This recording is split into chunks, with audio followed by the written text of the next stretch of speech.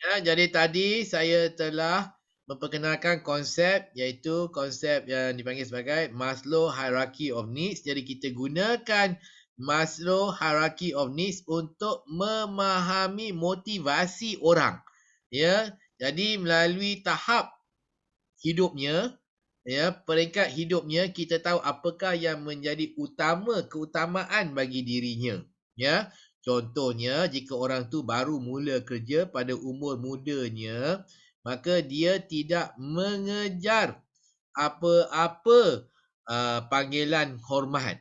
Dia bukannya nak mengejar macam mana nak dapat datuk, macam mana nak dapat Tan Sri, kerana dia baru mula bekerja ataupun belum lagi pun mendapat kerja. Jadi perkara utama yang dia nak settle adalah mana tempat tinggalnya, makan tengah hari ni kat mana, apa dia nak makan, minumnya di mana dan sebagainya. Yang asas dipanggil sebagai physical ataupun physiology.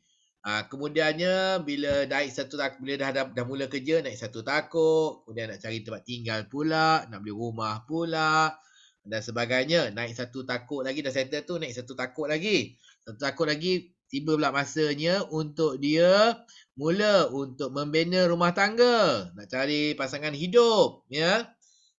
Dan juga nak mula dia berinteraksi secara sosial, ya, jadi ahli karya, jadi ahli kejiranan dan sebagainya. Kemudiannya lagi meningkat umurnya dan lagi banyak hartanya, dia nak mengejar pula panggilan-panggilan hormat, respect. Contohnya apa? Nah, orang respect dia, orang hormat dia, dia nak mengejar pula panggilan Datuk, panggilan Tan Sri dan sebagainya. Kemudian yang akhir sekali adalah self-actualization. Kita semua ada self-actualization. Jadi apakah bentuk self-actualization ni? Maksudnya bila kita umur 70, 60 lebih, 70, 80, orang mengenali kita sebagai apa? Orang mengenali kita sebagai pemain bola sepak terhebat dunia, mengenali kita sebagai ketua pengarah, mengenali kita sebagai ketua setiausaha negara, Perdana Menteri, mengenali kita sebagai ketua keluarga yang hebat, ya, ataupun mengenali kita sebagai tok batin dan sebagainya, kan. Itu adalah self actualization. Dah sampai ke hujung dah, tak boleh pergi lagi dah. Itu akhirnya, ya. Jadi akhir sekali ada dipanggil sebagai self actualization, ya. Tapi kalau masih lagi ditakuk, masih lagi kais pagi makan pagi, nanti tengah hari makan apa, cukup duit ke, ada duit ke nak beli makan, kena tadah tangan ke. Jadi kalau itu masih lagi belum settle, janganlah kata nak bina rumah tangga, janganlah kata nak sibuk kejarkan gelaran Tan Sri dengan Datuk, janganlah kata kita nak kejarkan self actualization, kan. Nak solat pun susah, ya. Nak solat pun susah kerana pakaian kita mungkin kotor, tak ada tempat yang sesuai nak solat, kan. Nak solat pun lapar dan sebagainya. Itu orang kata kemiskinan menghampiri kepada kekufuran, ya. Nak settle dia itu dulu, okey. Itu gunanya Maslow Hierarchy of Needs. Jadi kalau kita ada kaki tangan, kita pun boleh cuba untuk memahami motivasinya supaya boleh kita membantunya, ya. Bila kita membantunya, selesailah masalah pada kita, kan. Ya, membantunya maka selesailah masalah pada diri kita. Contohnya ada orang yang agak berumur di jabatan kita, dah hampir nak pencen dah, 50 lebih, kan. Tapi kita nak bagi dia tugasan tambahan, jadi ketua program ke, jadi setiausaha jawatan kuasa ke, atau kita nak suruh dia sediakan laporan ke. Jadi dia akan menolak, menepis dan sebagainya. Apa kita nak buat? Kita gunakan dorongan self-esteem, respect. Jadi kita katalah kalau buat ni nanti, orang akan kenal, orang akan hormat. Kalau buat ni nanti, mungkin akan dapat calon sebagai anugerah perkhidmatan cemerlang. Itu dia kejar lah, dia suka. Tapi kalau tahap bawah tu, makan pun terombang ambing lagi, mungkin dia kata, kalau buat ni nanti, saya belanja lah si berani. Okey, tak apa, saya belanja dulu. Lepas tu nanti buat, ya. Pun boleh juga, kan. Dia settle. Dia tak kejar anugerah perkhidmatan cemerlang. Lapar tu lagi utama. Kan? Jadi kita kejar itu. Kita gunakan itu sebagai motivasi kepada dirinya. Kita gunakan untuk dia buat apa yang kita minta dia lakukan. Ya. Jadi ini cara kita memujuk. Jadi orang-orang yang pandai memujuk, ketua-ketua yang pandai memujuk, pemimpin-pemimpin yang pandai memujuk, mereka akan menggunakan dorongan yang terangkum yang diceritakan oleh Maslow Hierarchy of Needs, kan. Contohnya kalau tengoklah ketua-ketua kita yang dah kaya-kaya raya tu, kan, dah kaya-kaya raya, macam mana nak pujuk mereka? Apa kerajaan buat? Ha, bagi gelaran Datuk dengan Tan Sri, kan. Jadi kalau buat satu, kalau tolong dapat gelaran Datuk dengan Tan Sri. Itulah, itu pujukan mereka lah. Diorang tak terdorong dengan duit dah berkepuk-kepuk dah duit. Jadi bagi lagi 10,000 pun tak ada apa. Tapi kita calonkan, kita sokong pencalonan dapat anugerah Tan Sri. Okey, cepat dia. Okey. Jadi mungkin yang itu yang dia kejar. Dia tak kejar duit, dia kejar anugerah. Pasal dah sampai tahap umur dia dan dia pun dah cukup kaya dah. Tapi kalau dia belum cukup kaya lagi, kita cakap kalau bantu nanti kita habuannya kita calonkan dapat Tan Sri, dapat Datuk. Tapi duit tak ada, kan. Jadi kata apa guna anugerah Datuk dengan gelaran Datuk dengan Tan Sri kalau poket kosong. Jadi poket kosong dulu. Kan? Itu sebenarnya digunakan, yang dilakukan oleh orang sekeliling kita. Ya. Ada orang pancingnya dengan duit, ada orang dipancingnya dengan teman hidup, ada orang dipancingnya dengan gelaran. Ya. Okey, jadi itu yang kita katakan Maslow Hierarchy of Needs. Okey, lepas tu pula konsep yang kedua pula yang anda perlu tahu, ya, untuk melengkapkan ilmu anda sebagai seorang pemimpin yang ada berlandaskan teori, adalah dipanggil sebagai the 5 levels of leaders. Ya, jadi ketua ni ada 5 tahap. Ada 5 tahap. 5 levels of leadership, ya. 5 P. Ingat 5 P, Jadi P yang pertama tu dikatakan sebagai position. Nanti nota ni saya akan bagi pada semua, ya. Okey, yang pertama sekali tu ada position.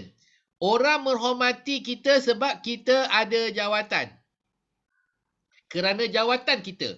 Kalau tak ada jawatan tu, orang tak hormat kita. Tapi jawatan kita tu, orang hormat kita. Kan? Ni terutama bila kita baru mula naik pangkat lah. Naik pangkat pertama, jadi penyelia, kan? Okay? Jadi position. Orang menghormati kita sebab mereka wajib ikut kita. Kerana kita dah dinaikkan sebagai penyelia. Kita telah dilantik sebagai penyelia. Jadi wajib hormat kita dan ikut arahan kita. Yang kedua, permission. Jadi permission ni berkaitan dengan relationship. Jadi bila kita sampai ke tahap kedua, orang menurut arahan kita bukan sebab mereka terpaksa ikut. Mereka menurut arahan kita kerana mereka mahu mengikut arahan kita. Mereka mahu mengikut arahan kita. Bukan terpaksa. Walaupun kita ada kuasa untuk mengarah, tapi mereka bukan mengikut kita secara terpaksa, tapi kerana ada keinginan mahu. Dia mahu. Dia nak tolong kita. Nak bantu kita. Nak ikut kita. Itu dipanggil sebagai permission, berkaitan dengan hubungan. Tahap ketiga lagi tinggi. Tahap ketiga berkaitan dengan production. Maksudnya, orang hormat kita dan mengikut kita kerana apa yang kita telah sumbang kepada organisasi. Kerana apa yang kita telah sumbang kepada masyarakat. Dia ikut kita. Dia ni banyak bagi derma-derma, kita ikut. Kita suka. Tu contohnya Abid Liu. Kan? Orang suka dia sebab dia banyak bagi sumbangan. Dia banyak membantu orang ikut. Kan? Juga kalau kita ni banyak orang suka. Kenapa? Sebab kita ni kalau dalam sepak bola, mungkin dia suka kita sebab kita ni banyak menjaringkan gol. Orang sukalah. Atau banyak menyelamatkan gol. Pun boleh juga. Kan? Orang hormat dan suka mengikut kita. Jadi orang banyak skor gol, dapat jadi kapten. Contohnya lah, kan? Ya, ataupun kita di tempat kerja, prestasi kita tinggi. Orang sukalah orang nak ikut kita sebab kita menunjukkan prestasi yang tinggi. Orang ikut. Ya, itu tahap ketiga, production, pengeluaran. Yang keempat, orang suka untuk mengikut kita kerana apa yang kita telah lakukan untuk mereka. Dia akan ikut kita. Maksudnya kita buat baik. Kalau orang tu buat baik dengan kita, kita ikut dia sebab dia pernah buat baik dengan kita. Itu people development ya. People development. Mungkin dia telah membantu kita bagi cadangan kita dinaikkan pangkat ataupun dia telah menyokong kenaikan pangkat kita ya ataupun dia telah membantu kita. Dan ini dan itu secara peribadi maka kita nak ikut dia sebagai ketua. Sebab dia pernah membantu kita. Ini panggil sebagai people development. Dia beli orang, beli nyawa. Mungkin contohnya saya suka Puan Zuraida jadi ketua saya dan saya ikut apa arahan-arahan dia sebab Puan Zuraida tiap petang bila dia beli pisang goreng dia akan bagi sikit kepada saya. Dia bagi 2 batang pisang goreng kepada saya tiap-tiap petang. Bagus tu, saya ikutlah. Kan? Contoh. Jadi kita pun boleh belikan kopi, belikan teh tarik, kita pergi holiday mana-mana, kita belikan magnet peti ais, kita belikan t-shirt yang 3-10 ringgit tu kan. I love Phuket lah, I love Bali lah apa semua, I love Jakarta, I love Bandung, belilah. Okay, itu people development.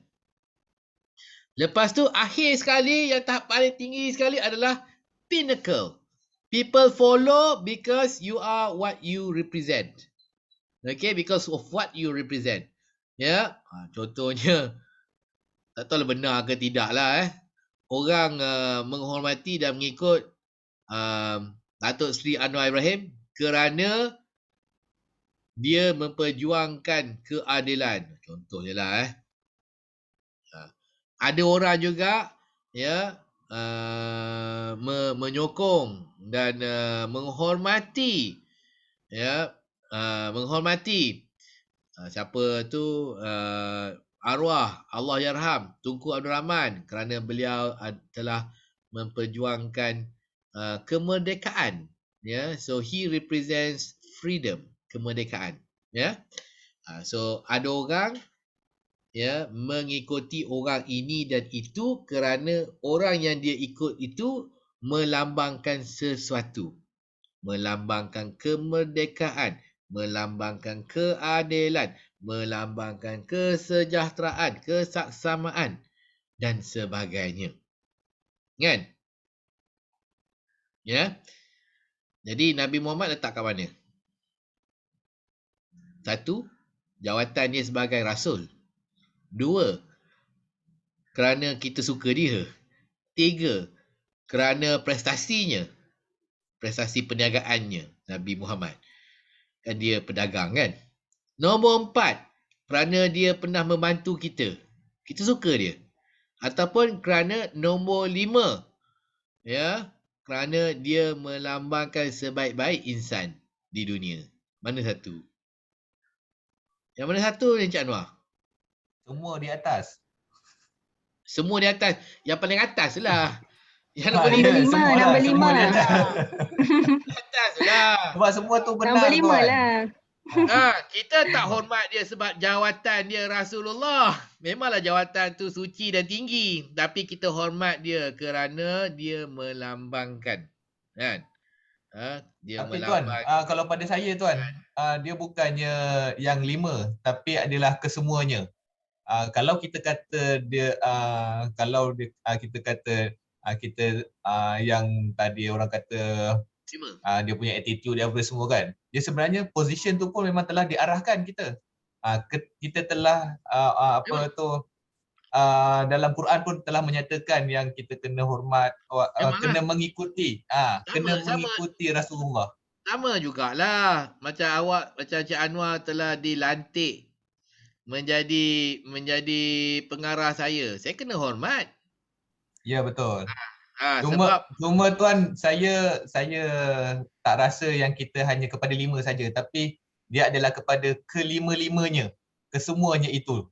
Sebab tu saya kata tadi, semua di atas. Bukannya 1, bukan 2, 3, bukan 4 dan bukan 5 sahaja, tapi adalah kelima-limanya. Betul. Itu Tuan.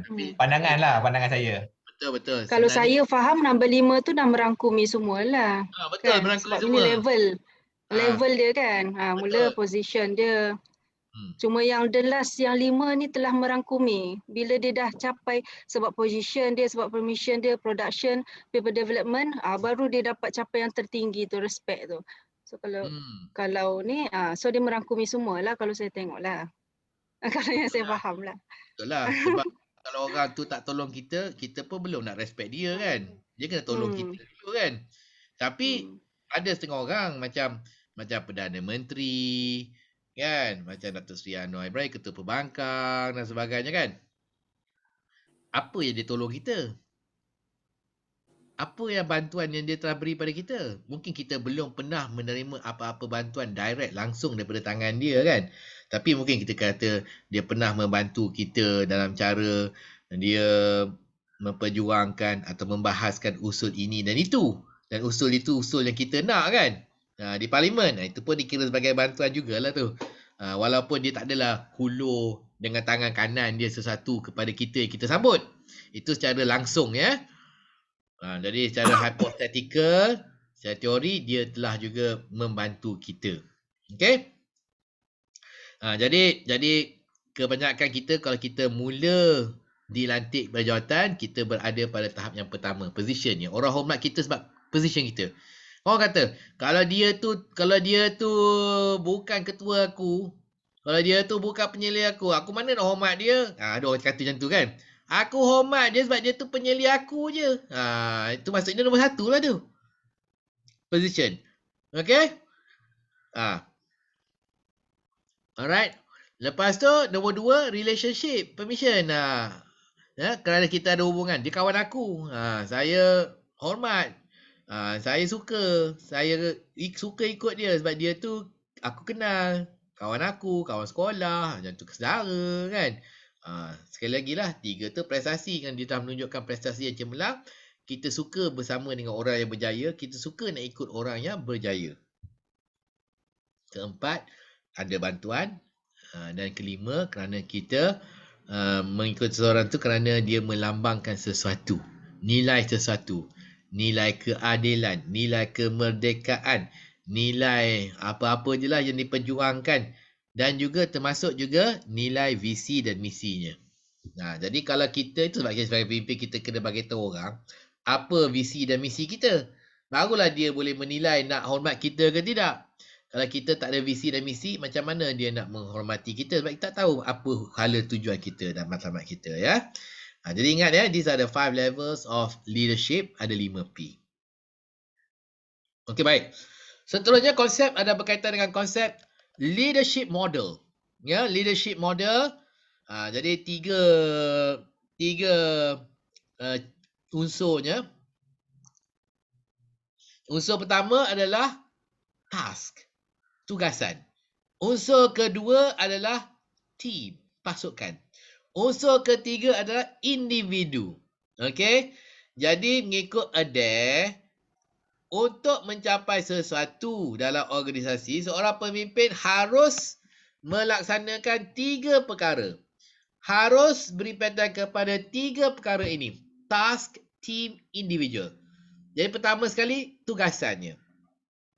Jadi untuk menjayakan sesuatu tugasan, seseorang ketua perlu terlebih dahulu dapat menjelaskan, menerangkan tugas yang nak dilakukan dengan jelas kepada kumpulannya, kaki tangannya, anak buahnya. Ya, dia kena bagi terang jelas-jelas apa tugasan tu, macam mana nak buat tugasan itu, bila lama buat, bila nak mula, bila nak tamat, berapa tempohnya, guna kaedah apa, buat kat mana, jelas. Barulah benda tu boleh berjaya. Jadi kalau tak jelas buat kat mana, takut dia buat acara tu dekat lain negeri pula, salah juga. Ya, tak jelas buat kat mana. Ataupun dia tak jelas bila nak buat. Kita nak buat 10 Disember, dia buat 10 Disember tahun depan pula. Termasa tak kena pula. Ataupun tak sasaran. Sasaran dia tak kena kan, orang dia tak kena. Patut buat untuk orang asli, dia buat untuk Rohingya pula. Lain sasaran kan. Okey. Bukan agensi kita untuk menjaga kebajikan orang pelarian Rohingya. Kita ni orang asli. Kan? Jadi achieving the task. Jadi kita sebagai ketua, kita mesti jelas apakah tugasan itu dan kita perlu ada kebolehan untuk beri arahan yang jelas juga tentang tugasan tersebut. Baru ianya berjaya. Lepas tu kedua, nak buat benda yang rumit, complicated, yang besar, tak boleh kita buat seorang. Bukannya kita nak beli roti Gardenia. Bolehlah pergi seorang beli roti Gardenia. Yang ini nak buat majlis, nak buat acara. Kena ada jawatan kuasa, kena ada jawatan kuasa kecil, kena ada setiausaha, kena ada pengurusi jawatan kuasa, kena ada pengurusi jawatan kuasa kecil, kena banyak orang. Jadi maksudnya kita memerlukan pasukan membantu kita. Jadi sebagai seorang ketua, kita perlu menjaga kebajikan ke semua ahli pasukan kita supaya mereka boleh melakukan kerja yang perlu dilaksanakan dengan cemerlang. Kalau mereka tak lengkap ilmu, tak pandai buat, kita kena ajar cara nak buat, tunjuk. Ataupun kita tak boleh nak mengajar, kita pun tak tahu nak buat, kita kena cari orang yang boleh mengajar bagaimana nak buat.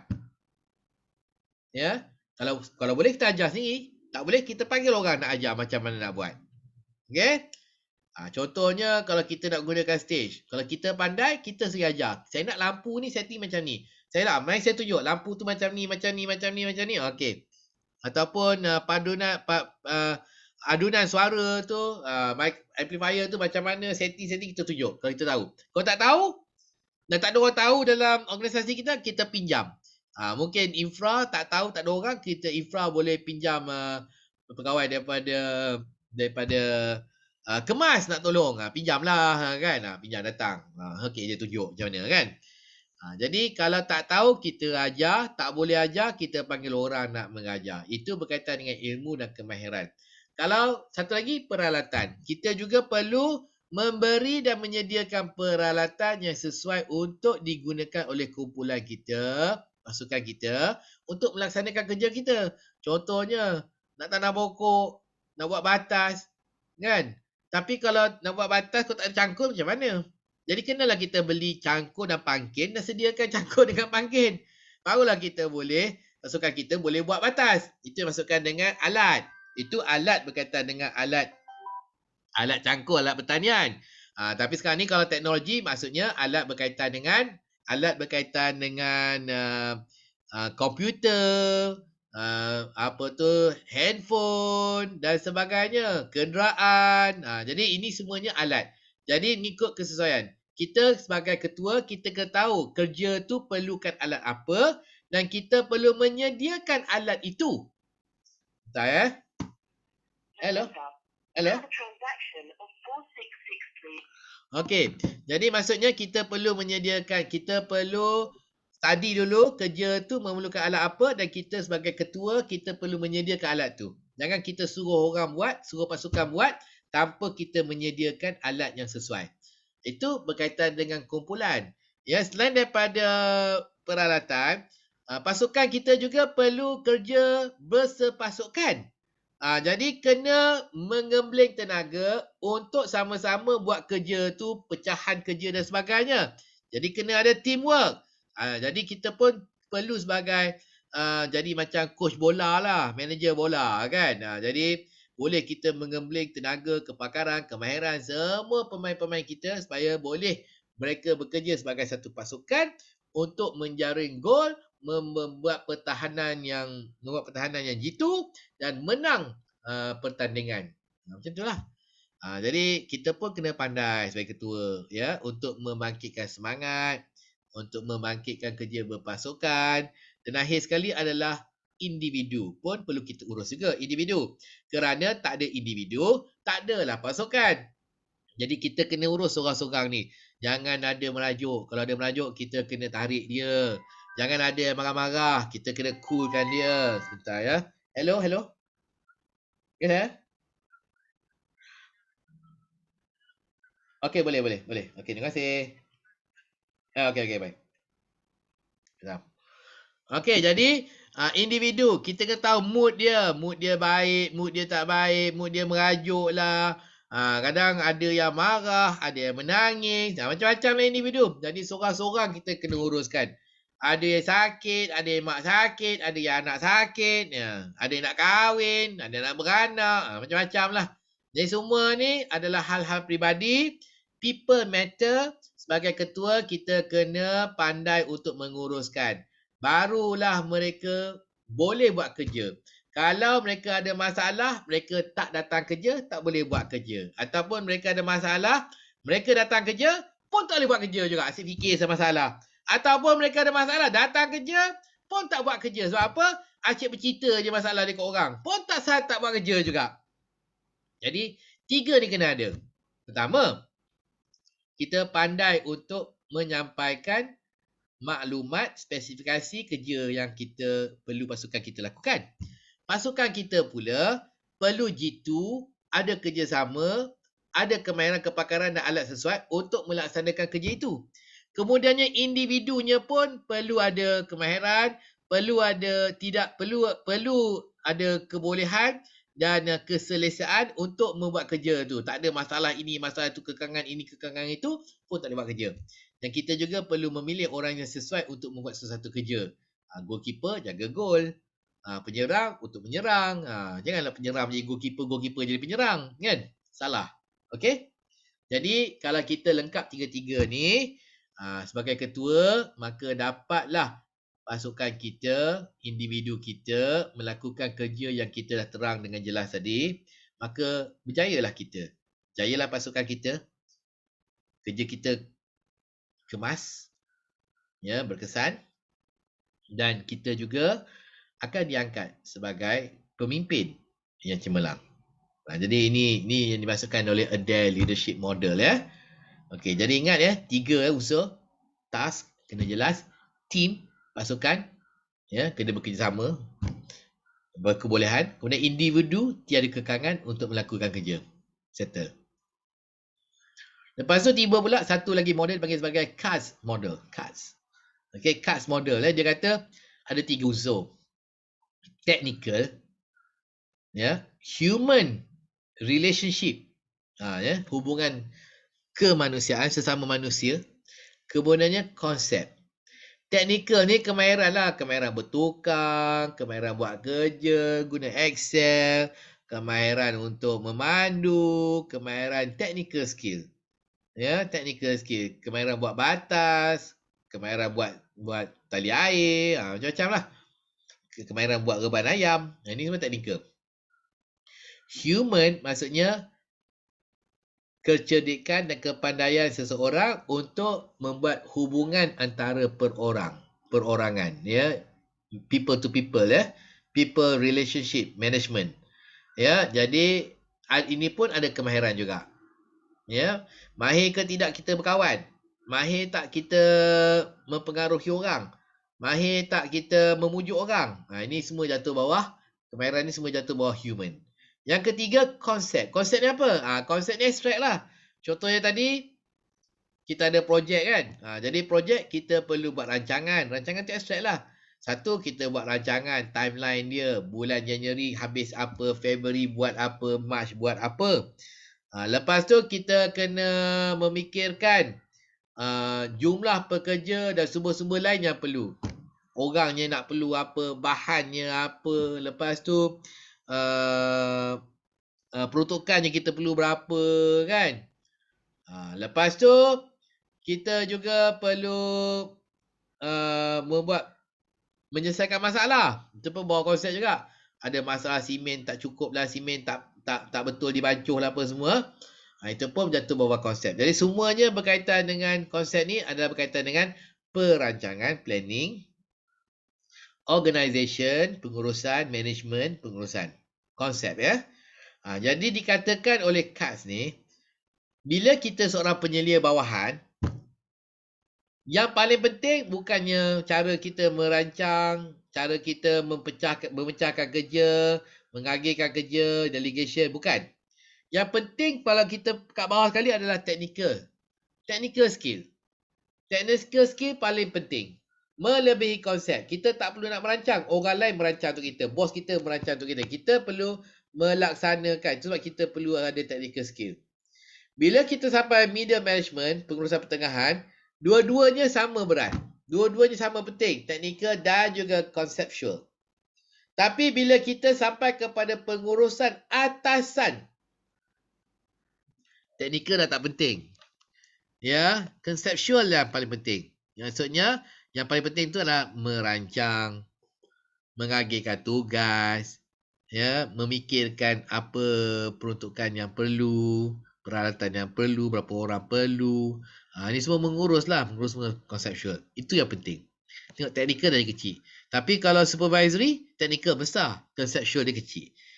Dan kita lihat untuk setiap level, supervisory top dengan manual, supervisory middle dengan top management, human relationship is very important. Tak bertukar. Kita supervisor pun kita perlu human relationship. Middle management pun kita perlu human relationship. Top management pun kita perlukan human relationship. Pada setiap lapisan, kita amat memerlukan human relationship. Ya? Tak boleh lari. Pada peringkat bawahan, mungkin kita kena beli barang dan sebagainya. Kita perlu ada pandai relationship kita dengan token kedai hardware. Middle management kat atas, kita perlu berurusan dengan orang bawah kita.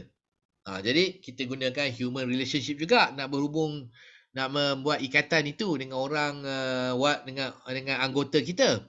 Lepas tu bila kat atas tu top management, kita perlu berurusan dengan board of director. Kita kena berurusan dengan vendor, dengan contractor.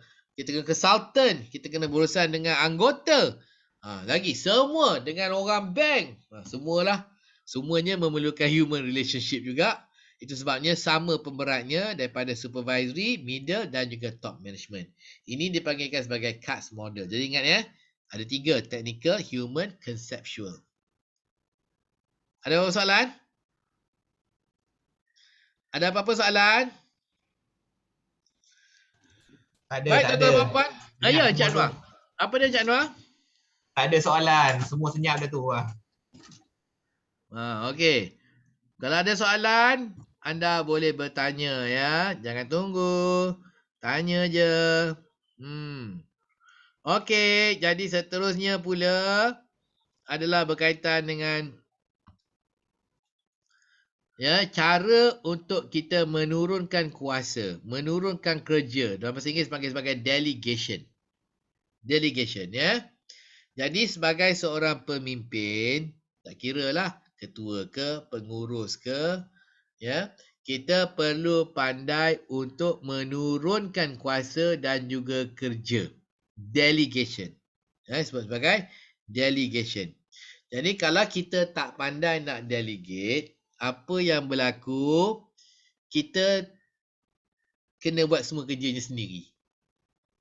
Kalau kita tak pandai nak menurunkan kuasa ataupun menurunkan kerja, membagikan kerja, maka kita akan sibuk untuk mengurus sesuatu kerja itu. Bukan mengurus, kita akan sibuk membuat kerja itu. Sebab kita tak pandai untuk bagi anggota kita pecahan kerja dia, akhirnya siapa kena buat? Kita lah kena buat. Ya. Contohnya lah, kalau kita perlu mengadakan satu program di hotel. Nak menganjur satu program di hotel. Jadi kita kena bahagikan tugasan dia. Contohnya Encik Anwar pergi tolong hubungi hotel dapatkan sebut harga hotel. Okey Puan Zuraida, tolong hubungi syarikat bas. Kita nak sewa 5 bas. Puan Encik Frankie. Kita perlu menyediakan dewan, menghiaskan dewan. Jadi Encik Frankie tolong hiaskan dewan. Jadi saya pecahkan kerja dia kepada Encik Anwar, Encik Zuraida, Puan Zuraida dan juga Encik Frankie. 3 orang. Kalau saya tak pandai nak membahagikan dan menurunkan kerja, maka siapa yang nak hubungi hotel nak dapatkan sebuah harga? Saya. Siapa nak hubungi bas, syarikat bas untuk menempah 5 bas? Saya. Kan? Jadi semuanya saya yang kena buat. Ya, siapa nak memastikan perhiasan dewan nanti? Saya. Sebab Saya tak pandai nak bagi kerja pada Encik Anwar, Puan Zuraida dan juga Encik Frankie. Jadi sebagai ketua, kita perlu pandai untuk bahagikan kerja. Perlu pandai untuk bahagikan kerja supaya kita tak perlu nak buat kerja tu dia Encik Anwar, Encik Frankie dan Puan Zuraida yang melakukan kerja tersebut. Ini dipanggil sebagai delegation. Bila kita dah bagi-bagikan kerja kepada Encik Anwar, Encik Frankie dan Puan Zuraida, maka kita perlulah menyediakan sumber-sumber peralatan kewangan untuk mereka melaksanakan tugasan itu. Kan? Kalau kita tak sediakan, macam mana mereka nak laksanakan? Macam mana nak melaksanakan kalau kita tak sediakan? Ya? Contohnya lah. Contohnya kalau kalau kita ni dalam Jakwa. Nanti kita Jakwa nak buat satu acara dekat hotel di ibu negara supaya untuk memperkenalkan budaya orang asli kepada warga kota, kan? Jadi acara ni memerlukan banyak benda lah. Memerlukan tempahan hotel, perjalanan, makanan, minuman, jemputan tetamu kehormat untuk mendapatkan sponsorship. Oh, banyak. Perhiasan dewan. Jadi, tak mampu kita buat seorang diri. Jadi, kita pecah-pecahkan. Itu bagaimana delegation, ya. Kemudian, sediakan peralatan yang sesuai. Yang mana yang banyak travel, sediakan. Ada jawatankuasa yang perlu untuk travel, untuk menggunakan kenderaan, kita sediakan kenderaan. Yang mana perlu banyak guna telefon sini telefon sana, mungkin kita belikan top up ataupun handphone, ya, dan pelbagai lagi. Ya, itu berkaitan dengan peralatan. Ya. Dan kemudiannya bila kita dah bagikan tugas, yang terbaik kita serahkan tugas secara rasmi. Barulah dia rasa benda tu rasmi. Jangan kita serahkan tugas itu dengan cara tidak rasmi. Jangan buat secara tidak rasmi, buat secara rasmi. Ya? Serahan tugas itu. Buat macam Datuk Bandar serahkan tugas kepada Datuk Bandar yang baru. Pernah tengok tak? Pernah tengok tak Ketua Polis Negeri serah tugas kepada Ketua Polis Negeri baru? Nampak tak? Ataupun Ketua Polis Negara serah tugas kepada Ketua Polis Negara baru? Ataupun Perdana Menteri lama serah tugas kepada Perdana Menteri baru? Menteri lama serah tugas kepada Menteri baru? Ataupun General ataupun Laksamana yang lama nak pencen menyerahkan tugas kepada Laksamana baru ataupun General yang baru. Okey? Jadi kalau kita tengok cara mereka menyerahkan tugas secara formal. Formal lah. Kalau tentera, siap dengan pakaian seragam tenteranya. Lepas tu kata dulang ada pin, dekat pin kat sini. Kan? Ya, itu rasmi lah tu. Kan? Jadi buat secara rasmi. Kenapa perlu? Kerana bila kita menyerahkan tugas secara rasmi, pertama, orang lain tahu siapa yang nak buat kerja tu. Kalau saya buat secara rasmi, saya melantik Encik Anwar menjadi pengurusi jawatan kuasa kecil makanan. Maka saya panggil mesyuarat. Panggil semua datang. Lepas tu, saya sediakanlah. Tak sediakan macam sarjan ke, nak sediakan macam ni ke, bagi sijil ke, bagi file ke. Ya, kita buat. Majlis dengan sukacitanya menjemput yang berbahagia Encik Azmi untuk melaksanakan, untuk menyempurnakan majlis serah kuasa kepada penceramah yang baru bakal mengganti Encik Azmi, Encik Anwar. Saya berdiri lah. Okey, Encik Anwar. Encik Anwar adalah pengganti saya. Saya menyerahkan kepada seluruhnya kepada Encik Anwar. Dialah yang akan bertanggungjawab seluruhnya. Saya menyeluruh selepas ini. Lepas tu saya pun bagilah sijil, ambil gambar. Bagilah file meja, ambil gambar dan sebagainya. Ya, kalau yang KPN tu, Ketua Polis Negara, dia bagi yang tongkat pendek tu kan. Bagi tongkat pendek kan. Okey. Jadi orang tahu siapa yang pengganti. Nombor 2, orang yang mengganti tu pun Ataupun yang mendapat tugasan tu pun dia pun rasa, ini benda ni serius ni. Formal ni, rasmi ni. Kena buat betul-betul ni. Jangan main-main ni. Baru dia buat kerja main betul-betul. Kalau tu dia main-main. Kalau kita bagi senyap-senyap, kita bagi dalam bilik, panggil bilik, tak ada orang nampak. Nanti kita minta tolong ke orang. Saya perlu bantuan orang untuk mendirikan dewan. Engkau tu siapa? Betul ke bos kita lantik awak ni? Ke awak yang pandai-pandai ni? Kan? Itu sebab kena buat dengan terang. Jangan kita buat lantikan rahsia. Kita kena buat lantikan rasmi. Bagi kerja. Okey?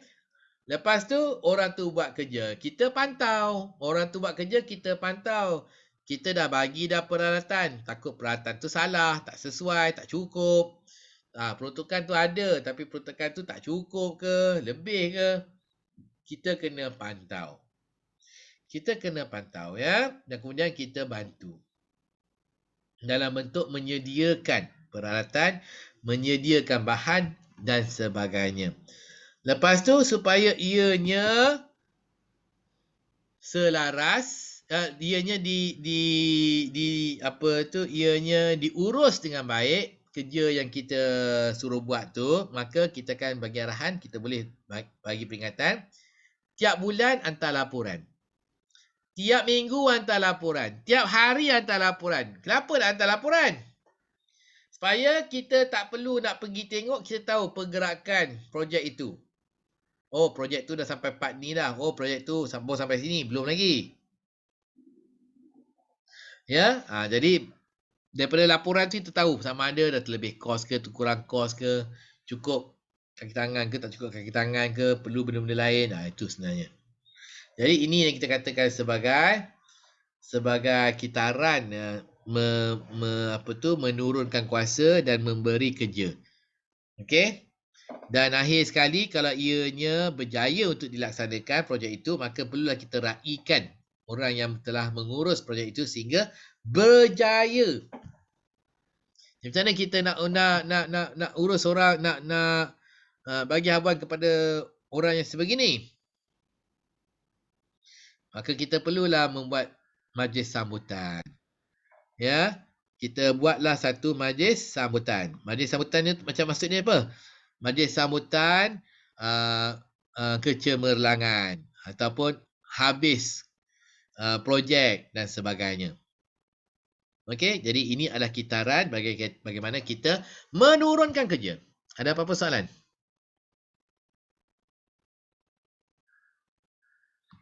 Ada apa-apa soalan ke? Setakat ni?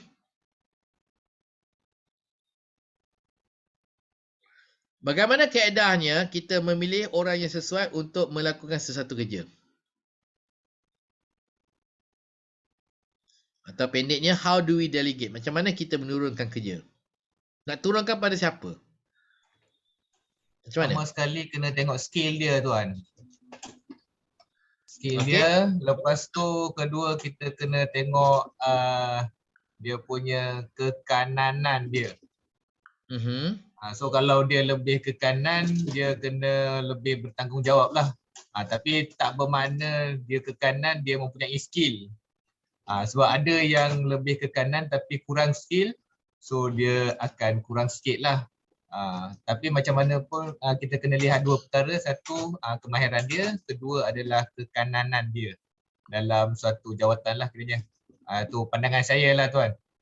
Okey, ada lagi siapa nak bagi pandangan? Bagus. Tepukan untuk Encik Anwar. Tepuk. 1, 2, 3. Tepuk. Macam mana kita nak bagi nak turunkan kerja, nak bahagikan kerja, macam mana lagi cara?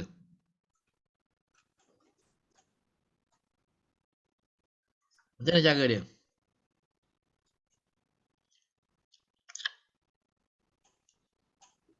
Apa cara dia? Selain daripada yang disebut oleh Encik Anwar. Ya, Puan Nurul Aini. Nurul Aini ada Encik Ridwan ya. Assalamualaikum tuan. Ya. Okey, pandangan saya satu yang dua tadi memang cantiklah. Tengok pada kekangan dan juga dia punya apa satu lagi tadi? Kekananan dan kemahiran. Kemahiran. Okey. Dan kekananan. Okey. So satu lagi Okey, so saya rasa mungkin dari segi pengalaman kot. Mungkin kalau orang lama ni mungkin dia ada pengalaman lebih sikit. Jadi dari segi selok belok ataupun dari segi prosedur dia lebih faham lah. Tapi mungkin yang baru dia boleh belajar. Cuma dia boleh belajar dengan orang yang ada pengalaman tu lah. Pada saya lah. Terima kasih. Okey, terima kasih. Satu tepukan. Okey, jadi ini kita masuk dalam bab delegation ya. Ini kita masuk dalam bab delegation. Saya nak berkongsi sikit tentang cara kita membahagi-bahagikan. Oh ya, ya. Encik Mazuki, bagaimana pula? Mungkin ada satu kaedah lagi. Mungkin kita boleh offer dulu siapa yang nak buat, mungkin ada kelebihan masing-masing. Sebelum kita agihkan sekian job ataupun. Jadi kita mungkin nak buat kerja ni. Nombor 2, kekananan, seniority, kekananan. Okey, betul, seniority. Yang ketiga, dalam bentuk kemahiran. Okey, ni. Okey. Dalam bentuk geografi ataupun lokasi. Geografi ataupun lokasi. Lepas tu boleh juga dalam bentuk kita bagi pecahan ini mengikut pecahan nombor.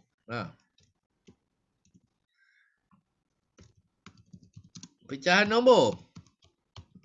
Ni saya terangkan nanti. Boleh juga kita buat pecahan mengikut juga. Banyak benda delegation method ya, delegation. Nak besarkan ni delegation method. Okey, jadi cara-caranya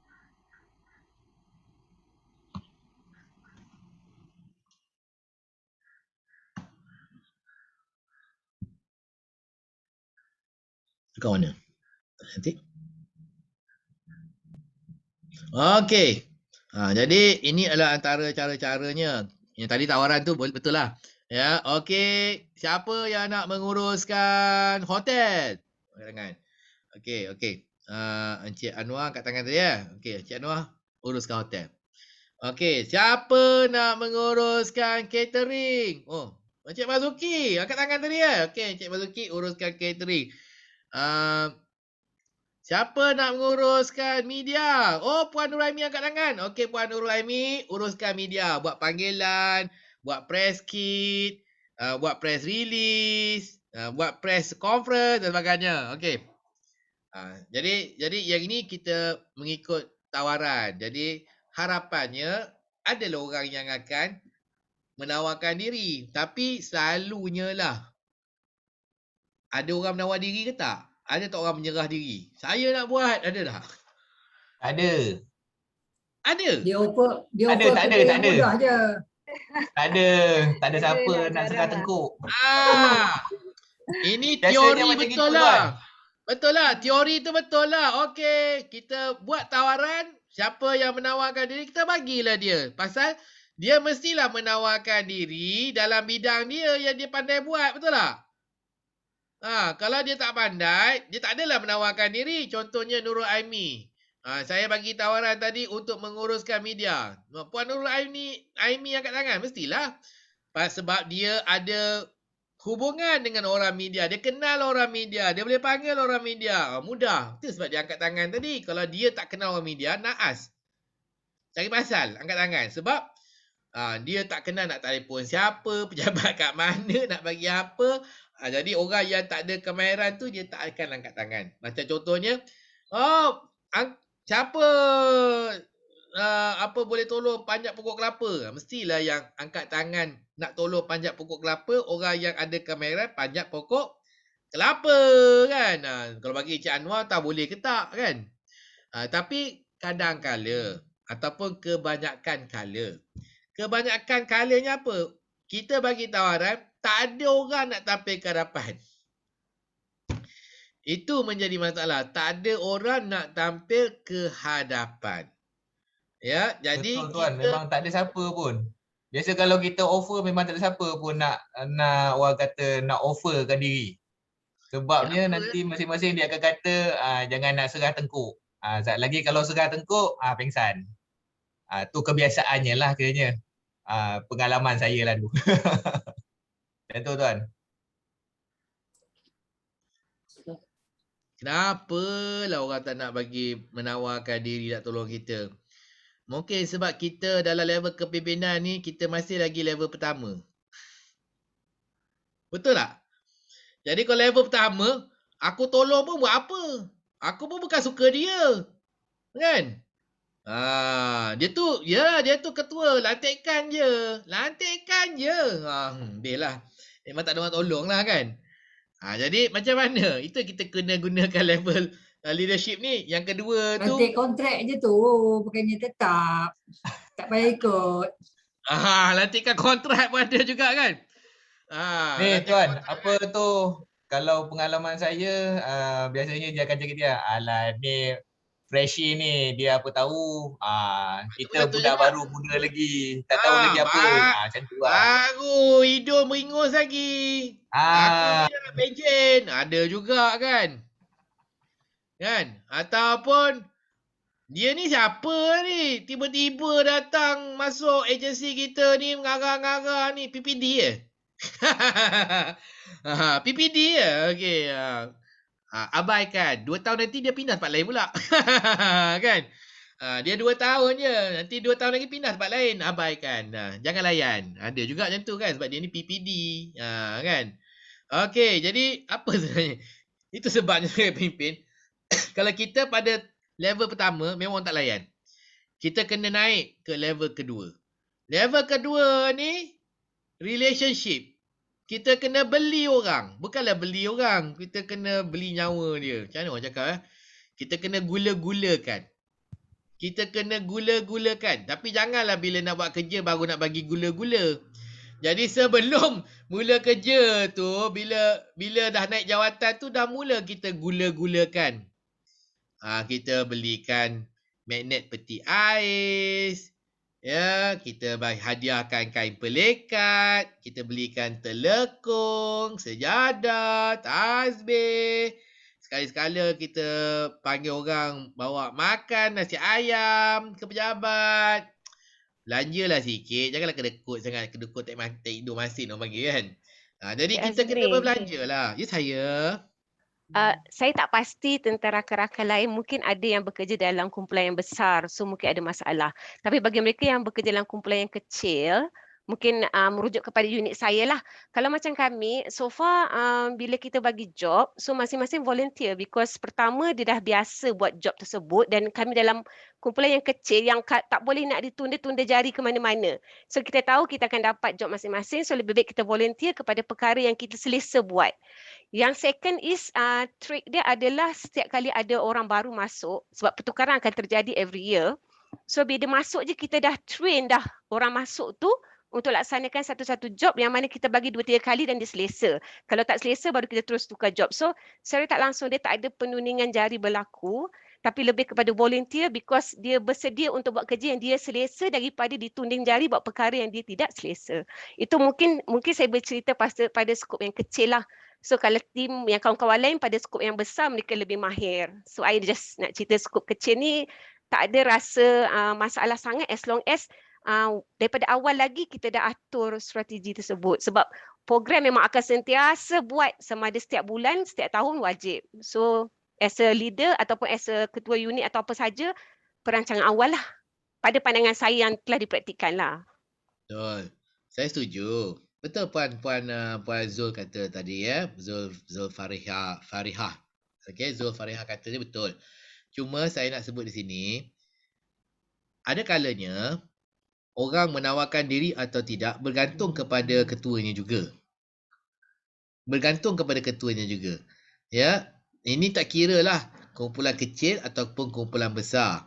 Kalau ketua itu bukanlah ketua yang popular, ketua yang diminati, maka orang hanya akan menghormatinya kerana jawatannya je, takut pertama, level 1.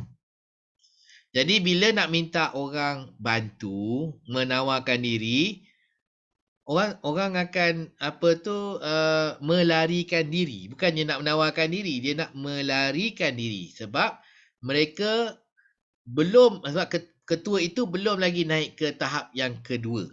Okey?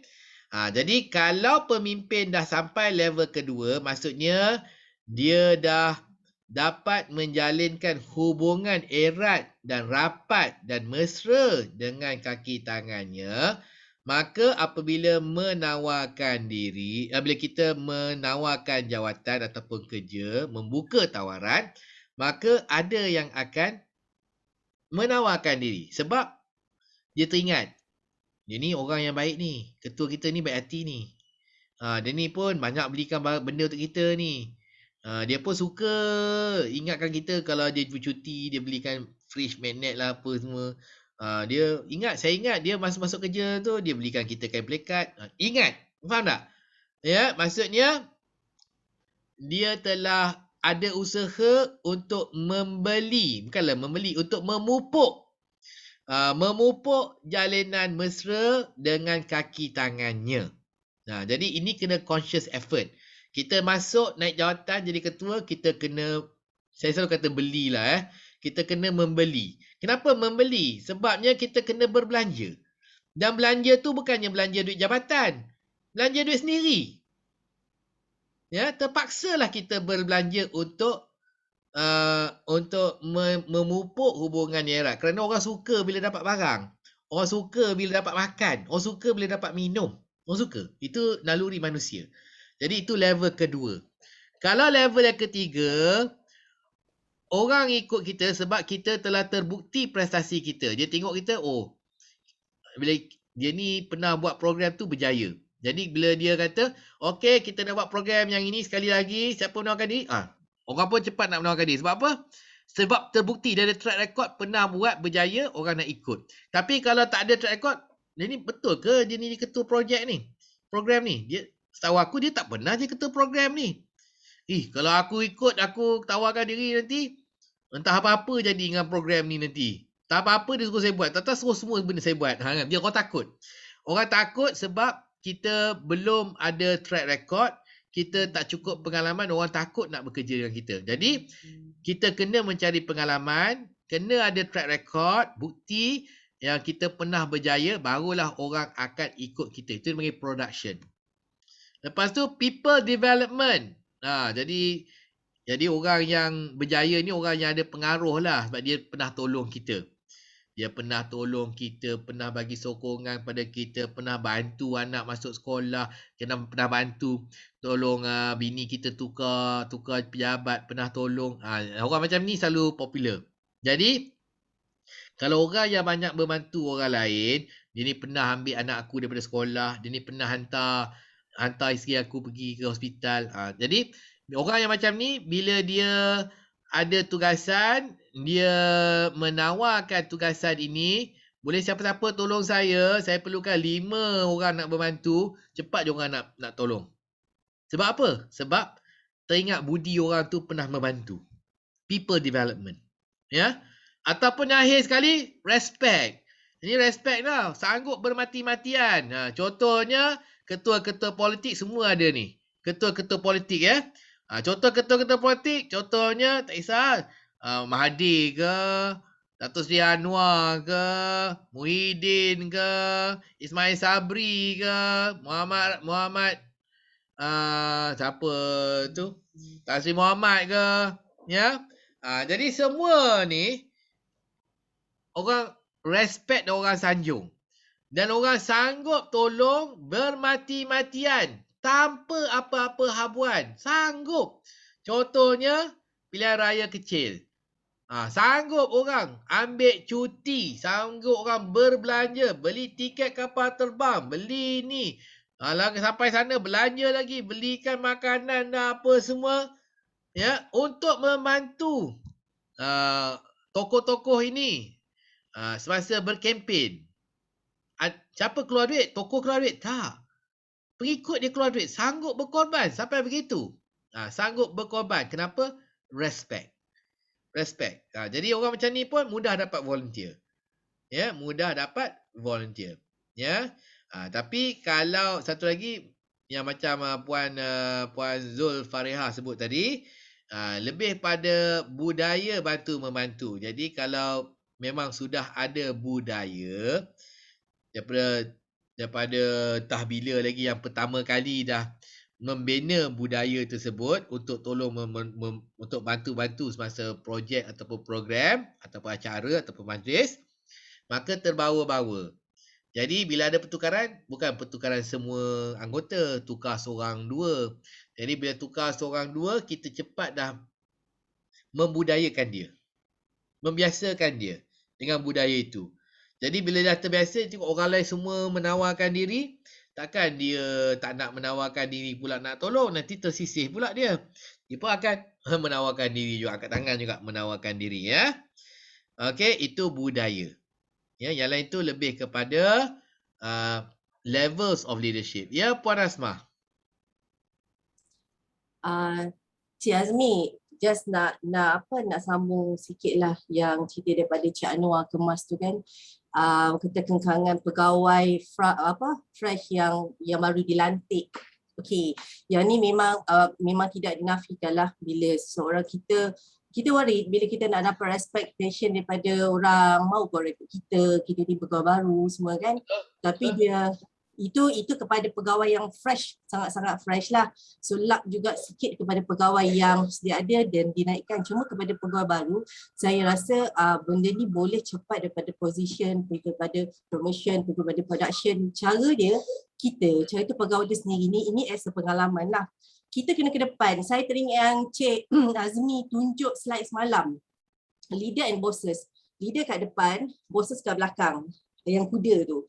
So secara jujur ni pengalaman saya, secara jujur saya tengok kita punya orang kata apa, team ataupun anak buah kita lebih dia lebih senior umur pada kita. Kita kena terima kita ni memang realitinya lah. Kalau kata junior tu tak ramai. So pertama betul lah dia melihat kita sebagai anak dia. Lepas tu dia pun dah lama pengalaman dan kerja memimpin kita. So pengalaman yang saya boleh sharing dengan kawan-kawan saya yang sudah ada, kita ke depan. Maksudnya kita turun padang. Kalaulah patut kita memanjat banner untuk ditepek ke stage, patutnya anak buah kita lah buat dulu. Kalaulah patutnya kita hari itu kita ada kengkangan, kita ada kesukaran anak buah untuk dapatkan sesuatu connection dan networking, kita lah dulu. Daripada situ, first biasanya kalau kita first event kita berjaya, second event tu sangat mudah.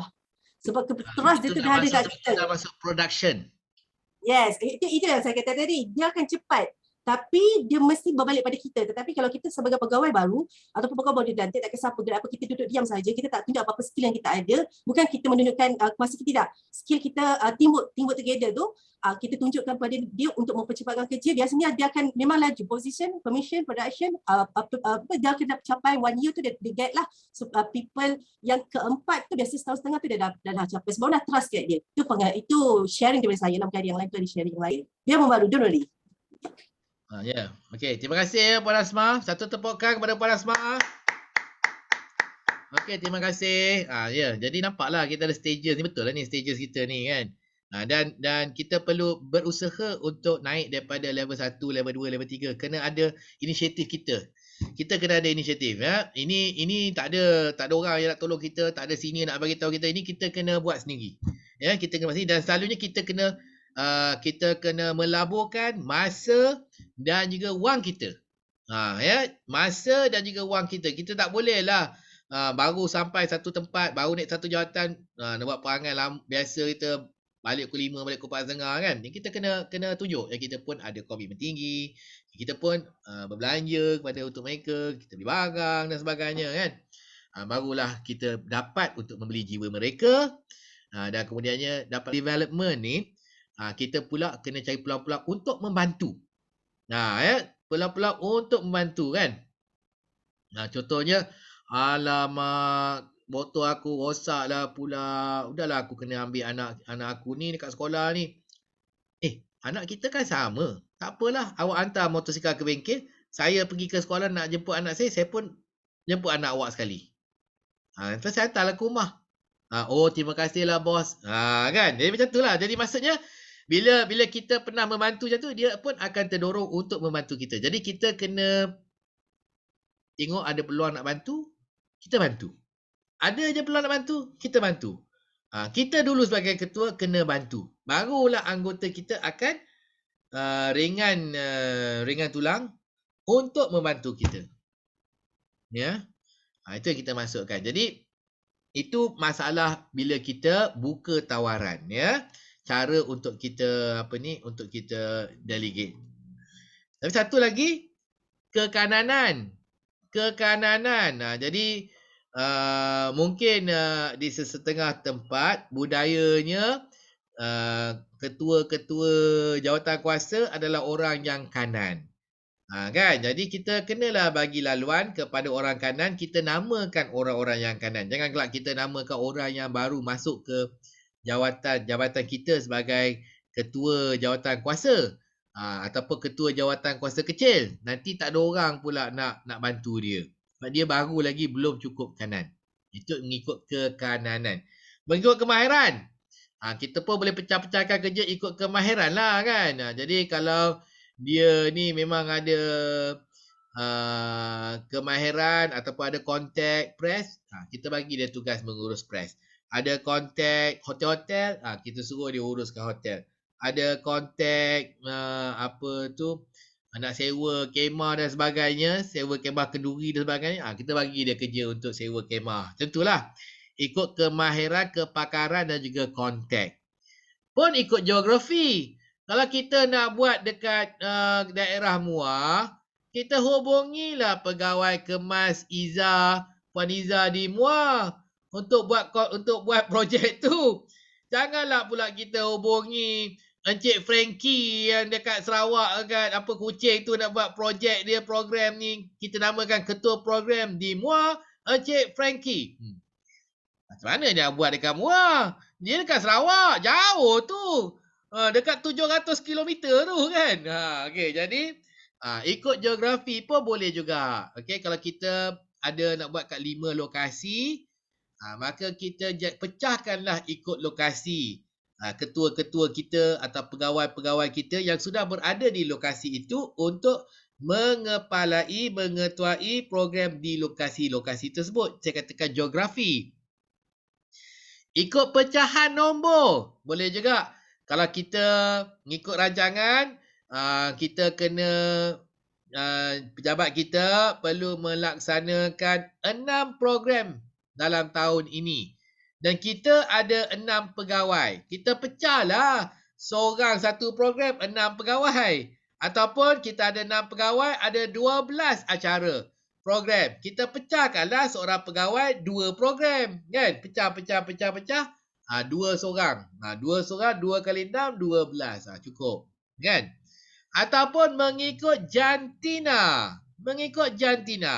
Kalau kita nak buat acara, untuk kita nak bagi sumbangan kepada karya ataupun muslimah, kan? Baiklah kita suruh pegawai wanita kita yang mengagihkan daripada lelaki. Laki ni kalau suruh bagi buat program ibu tunggal, cepat aja. Dah tukar. Kita ikut pecahan jantina, kita bagikan kepada pegawai wanita kita. Ya saya? Lelaki lebih empati, tuan penceramah. Lebih menepati? Lelaki lebih empati. Prihatin. Lebih prihatin. Kenapa Ya betul. Kita wanita lah lagi prihatin dengan masalah wanita. Dia orang tak Kita faham lelaki masalah wanita tu. tak faham. Perempuan dia tak faham, wanita tak faham. Kita lebih prihatin. Kita pun khalifah. Jadinya kita kena memimpin wanita ni. So ni adalah tanggungjawab kita. Betul lah Encik Mazuki ya? Orang lelaki memang prihatin betul. Puan, memang macam tu. Kita memang mengakui tu, keprihatinan tu. Terima kasih Encik Iza. Ataupun sama jugalah. Kalau cikgu-cikgu nak pilih cikgu-cikgu tadika ni, baiklah pilih yang wanita. Janganlah pilih lelaki. Sebab cikgu kemas banyak wanita, betul tak? Betul. Kan? Kami yang memilihnya. Awak yang memilihnya juga. Jadi ikut kalau wanita kalau wanita dia lebih penyayang tu, kasih sayang lebih tu sebab cikgu tu kena wanita tu saya. Kena wanita lah. Kan? Jarang saya tengok cikgu kemas lelaki. Jarang saya tengok lah. Cik Azmi, Ya saya. Kalau tengok pilihan masyarakat sekarang, dia orang dah lebih suka cikgu lelaki. Cikgu lelaki ni caring dia lebih. Iya, cikgu lelaki. Iya. Tanya Cik Noah tu, dia ambil lelaki dah banyak. Iya ke Encik Noah? Banyak ke lelaki yang jadi kemas? Kita ada jugalah di kalangan wanita dan lelaki. Bukan kata tak ada, kita ada jugalah. Ada juga di kalangan kita punya pendidik masyarakat ni adalah lelaki. Sebabnya mereka ni ada orang kata kemahiran-kemahiran yang lebih lah berbanding yang lain-lain. So tidak dinafikanlah kemahiran itu.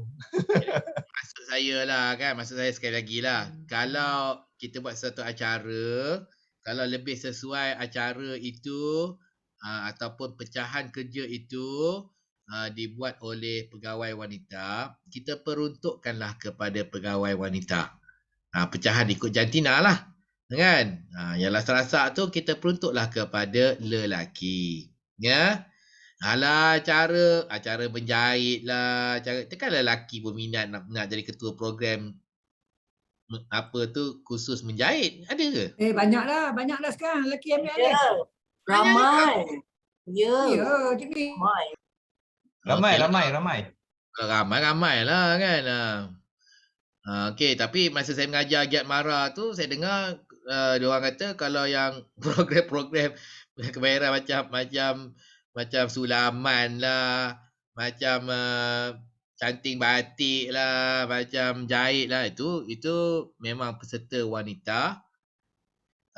Tenaga pengajarnya pun wanita dan penyelarasnya pun dia ambil pegawai wanita juga untuk menyelaraskan. Tapi sekarang ni tuan, tapi sekarang ni peserta lelaki pun dah semakin meningkatlah, semakin ramai peserta lelaki untuk jahitan ke, masakan ke. Even kita ada peserta lelaki yang dah sampai menjadi chef dan semua tu di bawah keluaran kemas lah kiranya. Orang kata keluaran produk kemas. Ya, peserta-peserta daripada akademi kemas. Kita ada tu di kalangan lelaki. Kemas pun ada akademi. Tukang jahit pun ada. Ya, apa macam mana tuan? Kemas pun ada akademi dah sekarang. Ya, kita ada dua akademi, Akademi Kemahiran Kemas Sri Iskandar dan Akademi Kemahiran Kemas Kuping. Yang Sri Iskandar tu lebih kepada jahitan, yang di Kuping adalah lebih kepada masakan lah. So masakan tu terdiri daripada pastry, bakery dan lain-lain. Kalau untuk jahitan kita ada sehingga diploma. Kita diploma lah kiranya, tapi lebih kepada Sijil Kemahiran Malaysia tahap 4 tuan.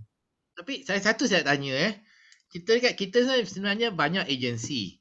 Tapi tak ke macam agensi kita ni berlapis-lapis, bertindan-tindan. Sebabnya contohnya bawah Kementerian Luar Bandar ni, Pembangunan Luar Bandar, dia Giat Mara pun bawah kementerian juga, Kemas pun bawah kementerian juga. Tak ke macam bertindih? Dia sebenarnya bukan bertindih tuan. Dia tak ada bertindih, cumanya kita memenuhi keperluan semasa sekarang ni. Dan kalau kan dikemas bagi Akademi Kemahiran Kemas di Sri Iskandar, kita memang dah lama dah tuan buka.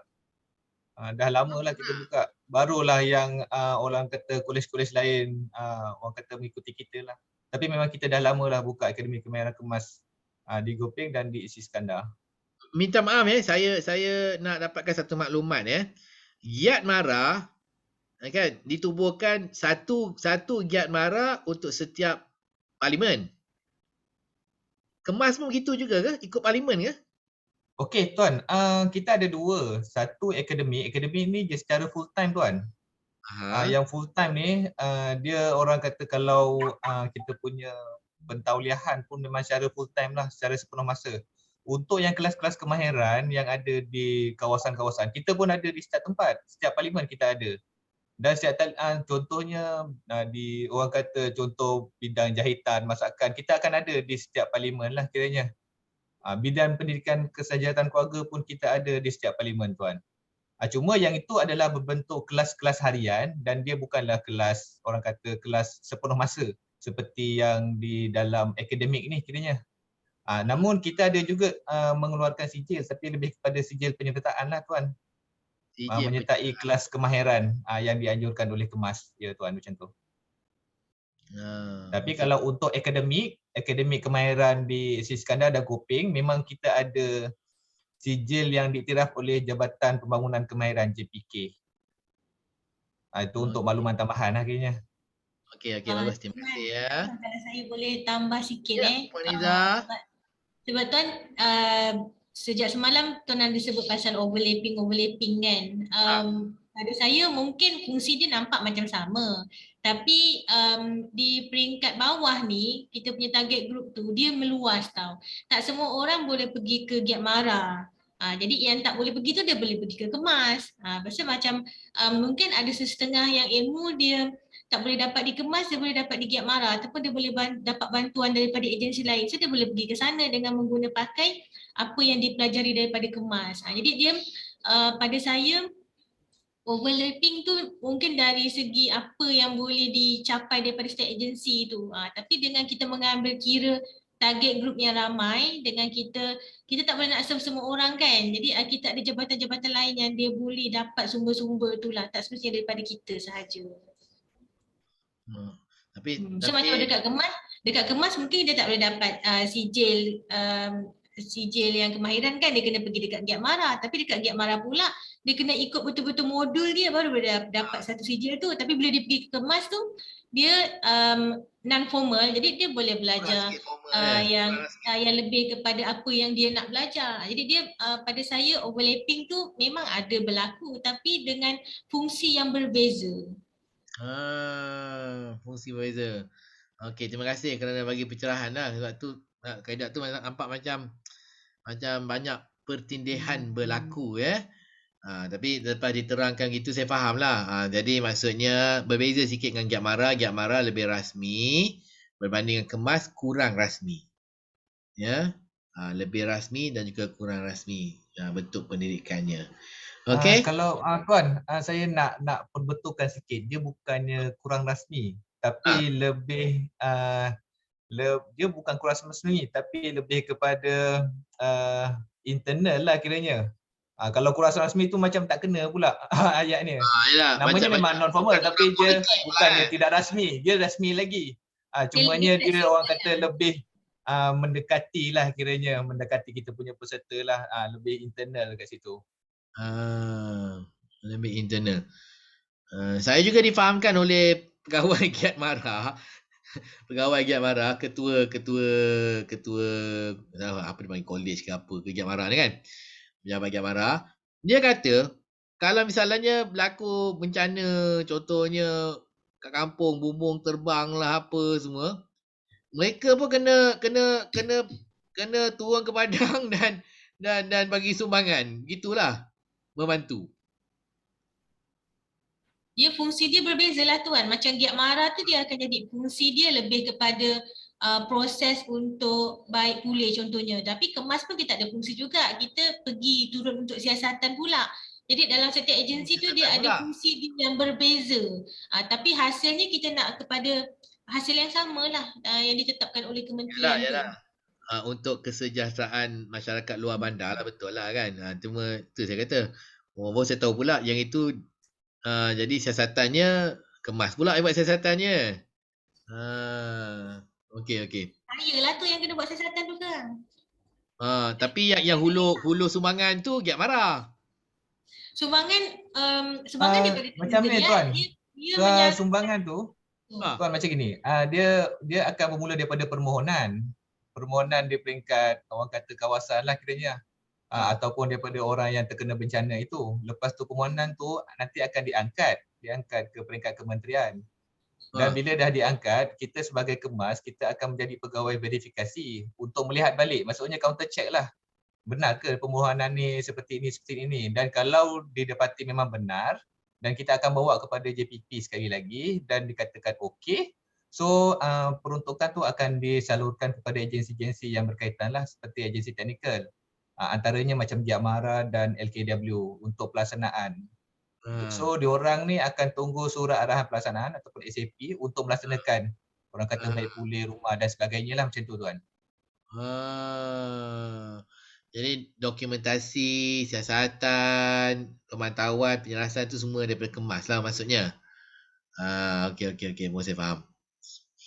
Okey, jadi ini menunjukkan kita memang kena ada people management lah, relationship management ya, sebab kita kena berurus dengan orang-orang daripada luar daripada pejabat kita, luar daripada agensi kita ya, antara agensi pula tu, kan? Baik. Jadi seperti saya kata, sejauh mana yang mungkin kita perlu untuk memecah-pecahkan kerja, menurunkan kerja-kerja kepada anggota dalam kumpulan kita. Jangan kita yang membuat kerja itu. Tugas kita apabila kita dah angkat jadi penyelia, jadi ketua, kan? Jadi pengarah, bukannya untuk buat kerja tapi untuk kawal selia kerja. Ya, supervise. Nama pun supervisor. Jadi kerja kita adalah untuk supervise. Untuk kawal selia. Mana ni? Ni. Jadi kerja kita adalah untuk kawal dan selia, bukannya untuk buat kerja itu. Kenapa saya membangkitkan isu ini? Kerana ramai daripada kita apabila kita dinaikkan pangkat menjadi penyelia, kita takut untuk membagi-bagikan kerja dan mengagih-agihkan kerja. Kita takut. Kita takut orang tak suka kita, orang marah kita dan kita juga tiada kesabaran. Contohnya, katakan saya penyelia Encik Anwar dengan izin ya, Encik Anwar. Katakan Encik Anwar adalah staf saya. Kan? Jadi saya bagi tugasan kepada Encik Anwar, saya nak Encik Anwar sediakan laporan harian ini. Tiap hari sediakan dan serah kepada saya pada pukul 5 sebab saya nak mengantarnya ke Kuala Lumpur, ke Putrajaya. Okey. Jadi apa yang berlaku hari pertama Encik Anwar siapkan tapi lewat. Kan lewat. Bila lewat saya tengok banyak kesilapan ejaan dengan ayatnya salah. Jadi saya kata banyak kesilapan ni. Buat balik betulkan semua kesilapan ni. Lepas tu betulkan, lambat lagi, masih lagi ada kesilapan. Hari kedua, masih lagi yang sama, lambat, banyak kesilapan. Hari ketiga, lambat, banyak kesilapan. Hari keempat saya kata, Encik Anwar macam ni lah. Tak payahlah buat laporan ni. Saya sendiri tulis, lagi cepat. Lagi kemas. Tak payah buat, saya buat sendiri. Jadi apa yang berlaku tuan-tuan dan puan-puan? Encik Anwar akan balik ke rumah tepat pukul 4.45. Yang kita ni yang tulis laporan ni sampai maghrib. Tiap-tiap hari. Jadi itu yang masalahnya. Masalahnya kenapa? Sebab kita dah hilang kesabaran. Kerja yang kita bagi kepada anggota kita, kita ambil balik. Sebab tak sama macam kualiti yang kita nak. Faham tak? Jadi jangan buat kesilapan itu ya. Jangan buat kesilapan itu. Kita bagi tugas itu, kita kawal, kita selia. Kalau salah, kita tunjuk kesilapan, kita tunjuk pembetulan dia macam mana, kita ajar. Kita mengajar. Kita ni sebagai penyelia, pengurus, ketua, pemimpin, kita ada fungsi mengajar ya, jangan lupa ya. Kita ada fungsi mengajar. You must be a teacher. Ya, fungsi mengajar. Jangan hilang kesabaran. Kalau hilang kesabaran itu jadinya. Kita balik pukul 7 maghrib, staff kita akan balik pukul 4.45. Selalu berlaku. Kan? Lepas tu dia, apalah, aku stay back sampai maghrib, sampai isyak. Ni balik pukul 4.45 balik. 4.45 balik, tinggal aku seorang kat pejabat. Salah siapa?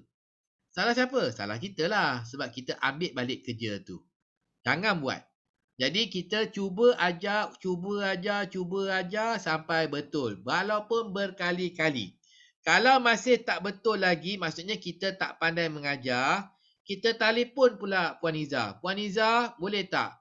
Saya ada satu staff ni, tak pandai menulis laporan, saya nak hantar dia kepada Puan Iza, minta Puan Iza ajar dia. Jadi maksudnya kalau kita tak pandai mengajar, kita hantar dia kepada orang yang boleh mengajar. Contohnya macam hari ni lah, mungkin kementerian tiada kepakaran untuk mengajar tajuk kepimpinan, maka telah dipanggil saya untuk mengajar kepimpinan. Kan? Jadi maksudnya gitu. Kalau kita boleh ajar, kita ajar. Kalau kita tak boleh ajar, kita minta bantuan orang lain untuk mengajar atau kita upah orang untuk mengajar pun boleh juga. Ya. Tapi jangan kita ambil balik kerja tu kita buat. Nanti. Kalau kita ambil balik dan kita buat, apa yang berlaku? Dia akan balik awal, kita yang akan balik pukul 7.30, pukul 7. Jadi apa yang berlaku? Middle management memang masalah. Middle management ya, bukan top management, bukan lower management, middle management. Middle management ni macam tuan-tuan dan puan lah, middle management. Jadi middle management ni dia terperangkap. Bos kita top management pandai. Kepimpinan atasan kita pandai apa? Pandai bagi kerja. Okey, siapkan ni, saya nak laporan. Kita pun okey bos, ngangguk je ambil kan. Dia pandai bagi kerja pada kita. Delegate. Kita tak pandai delegate. Kita tak pandai delegate. Kita tak pandai turunkan kepada anggota kita. Jadi tu sebab dalam banyak pejabat, yang atas dengan yang bawah balik awal. Yang tengah ni yang balik pukul 7. Serius. Dalam kebanyakan organisasi itu yang berlaku. Jadi apa yang berlaku? Yang kita ni dekat tengah ni balik pukul 7. Lepas tu bos kita dengan anggota kita pukul 4.45 pergi main golf sama-sama. Bos kita dengan bawah kita pergi main golf sama-sama pukul 4.45. Kita kat pejabat lagi kena buat laporan. Okey. Jadi elakkan. Ajar ya. Apa-apa sajalah. Saya bagi contoh laporan. Tapi apa sajalah. Laporan ke, nak buat acara ke, nak buat pemantauan ke, nak buat siasatan ke, ya. Nak buat penyeliaan projek ke. Kita tunjuk, kita ajar. Kita tunjuk, kita ajar. Sampai dia pandai. Jangan kita dismiss dia. Kita cakap dia, saya buatlah, saya buat sendiri lagi senang. Saya buat sendiri lagi cepat. Saya buat sendiri lagi kemas. Memang dia akan bertepuk tangan. Memang anggota kita akan bertepuk tangan. Ya. Sebab kita ambil balik kerja dia. Kan? Bos kita pandai bagi kerja kita kan? Tapi kita yang tak pandai nak agihkan tugas tu kepada anggota kita. Right? Okey. Ada apa-apa soalan, Dr. Puan? Ada apa soalan? Okey. Jadi apa ni, kalau kita buka perbincangan. Jadi banyak lagi tajuk yang saya tak dapat nak cover sebab kita sebenarnya kita ada 2,5 hari je bersama, iaitu bersamaan dengan 1 hari penuh. Dan kursus ni kursus 2 hari penuh, pukul 9 sampai pukul 5, 2 hari ya. Jadi tajuk-tajuk yang lain tu seperti tajuk komunikasi. Jadi komunikasi pun penting juga kerana sebagai seorang pemimpin kita perlu banyak berkomunikasi. Ya, kita perlu banyak berkomunikasi. Jika kita tengok pemimpin-pemimpin kita, apakah yang mereka lakukan setiap hari? Kita tengok pemimpin-pemimpin kita, ketua-ketua kita, atasan kita, apa yang mereka buat setiap hari?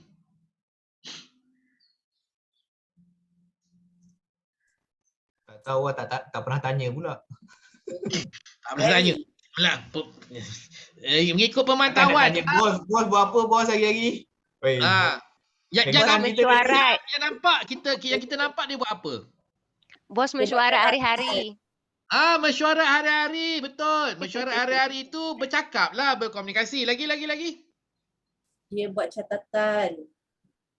Dia buat catatan. Okey, lagi. Saya buat catatan. Dia bersyarat. Dia menerima tetamu kan, visitor. Ya. Tamu visitor bercakap lah. Lagi? Dia memantau kerja kita ni Memantau kerja kita. Lepas tu dia panggil lah. Izzah masuk. Kan dia panggil. Kan? Dia bercakap lagi. Perasmian. Perasmian. Bercakap lagi kan. Jadi sebenarnya ketua kita memang bercakap. Bercakap dan bercakap. Sepanjang hari. Dia bercakap dalam mesyuarat, dia bercakap bagi taklimat, dia bercakap bila sambut tetamu, dia bercakap bagi ucapan bila perasmian, dia bercakap telefon dengan bos dia pula, kan? Dia bagi arahan kepada pegawai daerah, macam-macam lah, semuanya bercakap. Jadi, katakan bos kita, satu hari bos kita nak bersara. Dia nak hampir bersara ni. Dan dia perlu memilih pengganti. Ya. Katakan dia perlu memilih pengganti dalam kuasa dia untuk mencari dan memilih penggantinya tanpa campur tangan politik, tanpa campur tangan kementerian dan sebagainya. Dia boleh menentukan siapa penggantinya. Jadi jika dia nak memilih penggantinya, dia nak pilih penggantinya yang bagaimana? Dia nak pilih pengganti dia yang bagaimana? Yang dia percayai, yang kualiti hampir sama dengan dia. Apa kualiti sama dengan dia tu? Itu cantik tu. Dah kerja dia bercakap dia sampai petang. Dah kerja dia. Yang penting dia kata apa, okey, bos kita dah ada vision, dia ada misi. Jadi semestinya lah vision dan misi tu masa dia tengah nak membangunkan, mungkin ada part-part yang tak habis dia nak sambung misi and mission dia. So dekat situlah dia perlu Itu legasi. Itu dipanggil legasi. So itu antara ciri kalau dia nak tengok lah. Sama ada boleh continuous atau tidak. Ataupun sehaluan dengan dia. Dia hampir sama dia bakat dengan dia. Itu yang pandangan kasar saya lah. Itu macam dengar cerita macam Taslim Muhyiddin dengan Ismail Sabri je. Jadi masa menyerah kuasa tu mesti, masa nak pilih Ismail Sabri tu mesti dia tanya, Mak bila kau jadi Perdana Menteri nanti kau sambung tak polisi-polisi saya, dasar-dasar saya? Mesti Mike angguk. Tapi benda pertama Perdana Menteri Ismail buat, apa dia buat? Dia baik pulih renovation. Renovation apa tu, Seri Perdana kan? Tukar alas kaki dan sebagainya, tukar sofa dan sebagainya. Maksudnya memanglah yang pemimpin yang nak keluar tu dia akan pilih pemimpin yang akan meneruskan legasinya. Memanglah dia nak masuk tu, masa pilih dia ngangguk lah. Tapi selalunya dia akan tukar. Selalunya akan berlaku pertukaran dasar. Takkan nak dasar sama juga kan? Jadi mestilah ada pertukaran ya. Tapi maksud saya lebih begini. Kalau Puan Asma sedar, tugasan Puan Asma sepanjang hari bercakap daripada pukul 9 sampai pukul 5, 9 sampai pukul 5, Sabtu pula, Isnin sampai Ahad.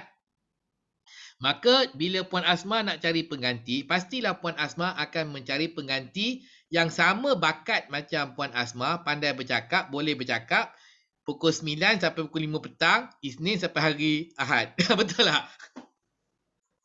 Kan? Jadi maksudnya kalau kita nak dipilih ataupun nak dilantik untuk jawatan yang lebih tertinggi, maka wajarlah kita memperkasakan kemahiran kita berkomunikasi.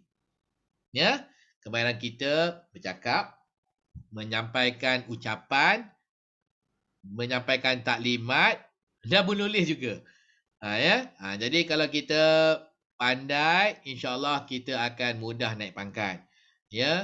Sebabnya ketua akan memilih orang yang sama macam dia. Sama macam apa? Sama bakat dan kemahiran bercakap, berkomunikasi sebenarnya ya. Okey, jadi tuan-tuan dan puan-puan, cari peluang-peluang untuk tuan-tuan dan puan-puan mengasah bakat, kemahiran berkomunikasi supaya memudahkan laluan tuan-tuan dan puan-puan untuk ke jawatan yang lebih tinggi lagi. Dan insya-Allah tuan-tuan dan puan-puan akan menjawat jawatan yang tertinggi. Ya. Jadi tiba masanya sekarang pukul 12.40, saya membuka jika ada apa-apa soalan. Buka peluang jika ada apa-apa soalan.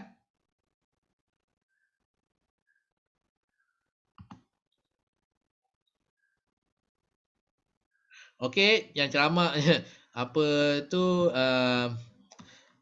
saya nak bagi pautan dia ya. Pautan kepada nota. Boleh download. Ada yang meminta, memang saya nak bagi pun dah sampai hujungnya. Okey.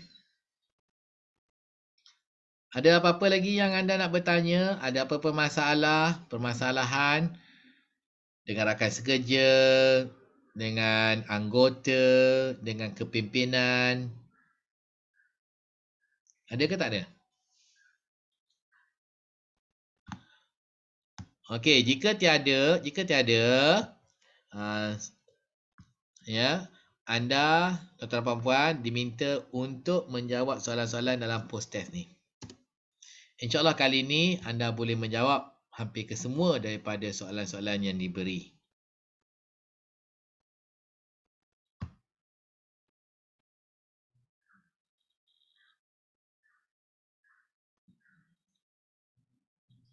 Boleh klik ke?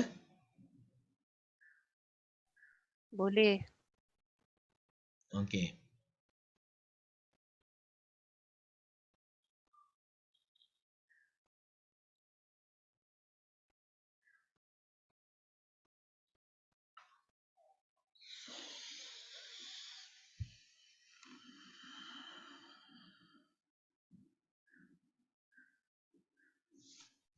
Saya je ke yang tak Tuan, boleh masuk? dia punya survey close lah. Survey close. Okey, sekejap survey close tu saya kena bagi tahu penyelaras saya kat syarikat ni pula Bentar Patutnya dia dah buka dah.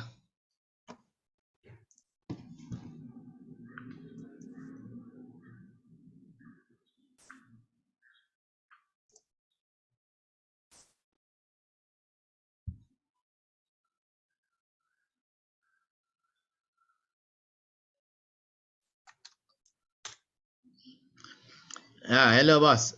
Can you open the post test? Close. Ha.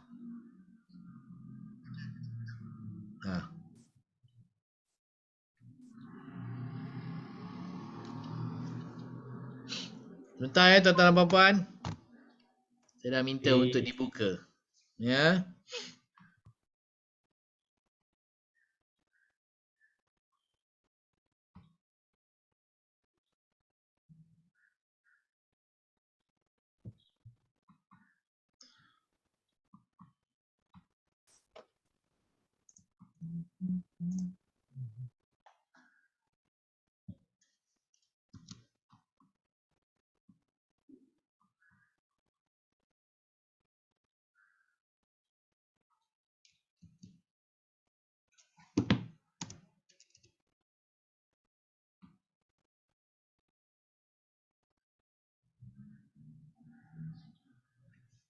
Dua-dua pun dah close.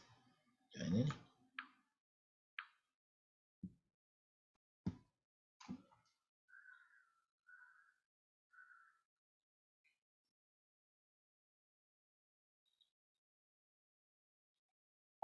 The person you are calling is...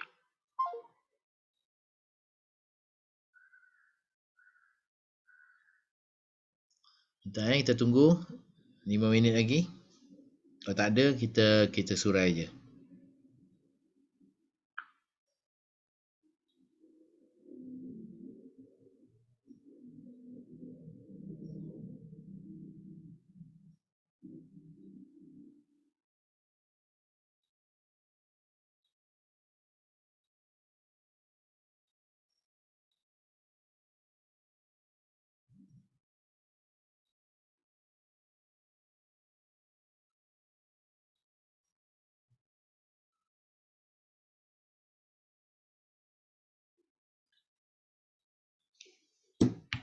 Ambil gambar dulu.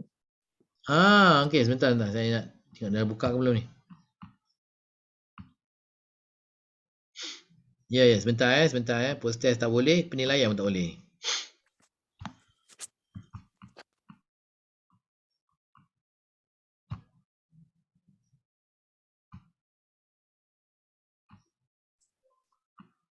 On camera.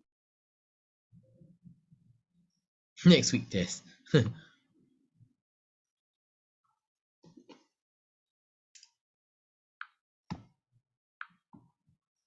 Sebentar.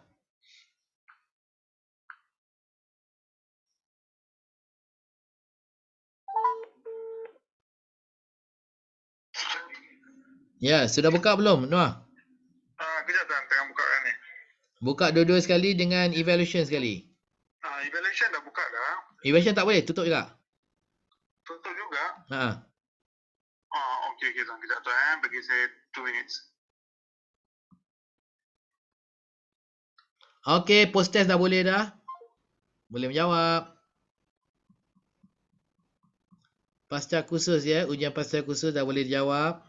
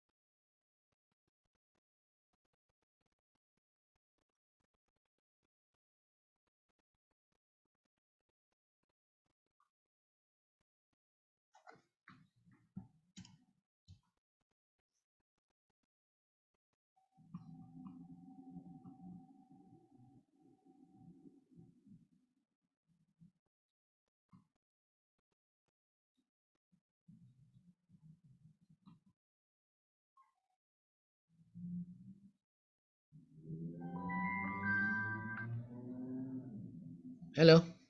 Tuan dah buka tuan, boleh proceed. Proceed ya. Okey, thank you. Okey. Okey.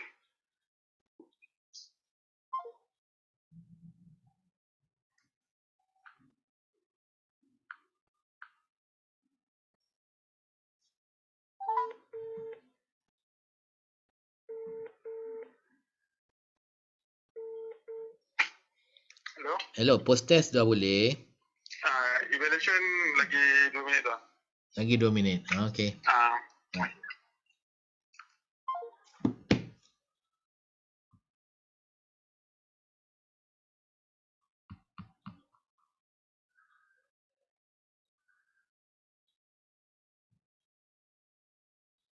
Okey, dua-dua telah boleh dibuka.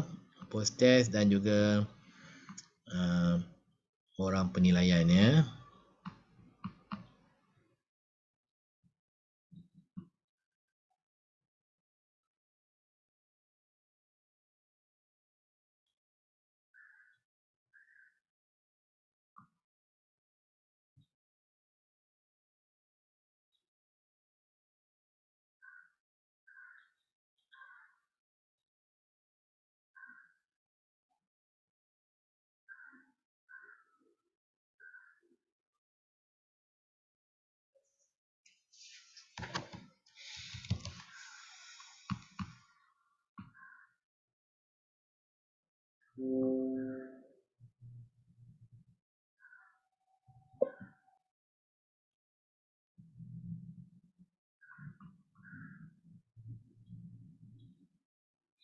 Okey, kalau dah buat post test, sila buat borang penilaian.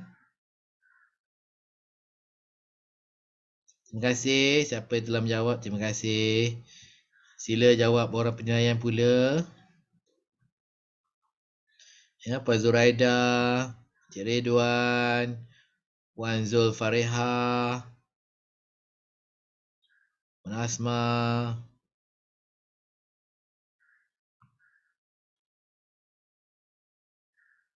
Link boring penilaian. Okey, jadi yang penilaian tu yang bawah ni sebentar ya.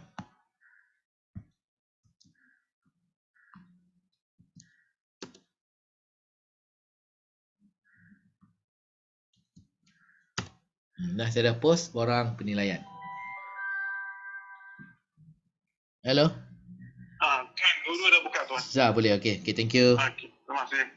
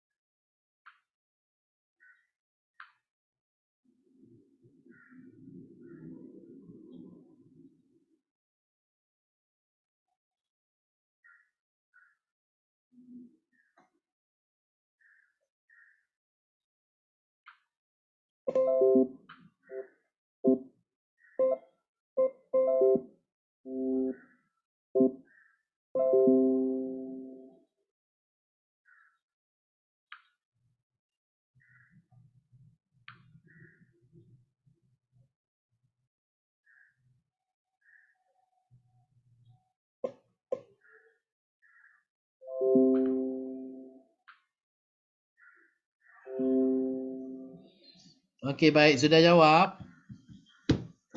Cik Mazuki? Habis? Dah jawab borang penilaian?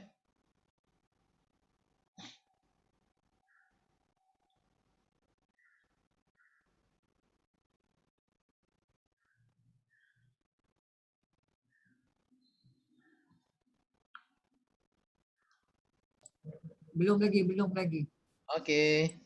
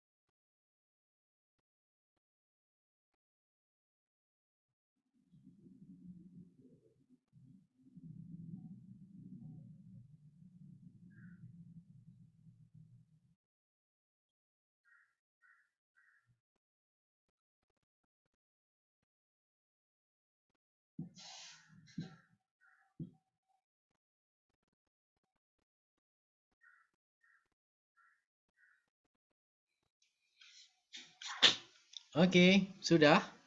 Encik Anwar? Dah, borang penilaian sudah hantar Okey, semua siap. Okey, sebentar kita pulang sama-sama ya. Kita pulang sama-sama. Puan Iza dah siap? Dah siap Tuan. Okey, terima kasih. Terima kasih. Sebentar ya. Encik Hafiz, dah siap dah Encik Hafiz? Sudah Tuan, sudah. Okey, bagus.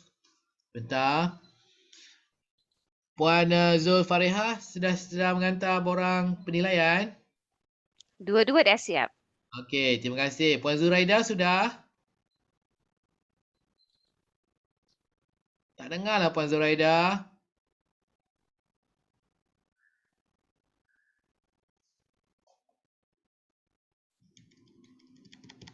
Okey, jadi tiba masanya untuk kita menamatkan kursus ini.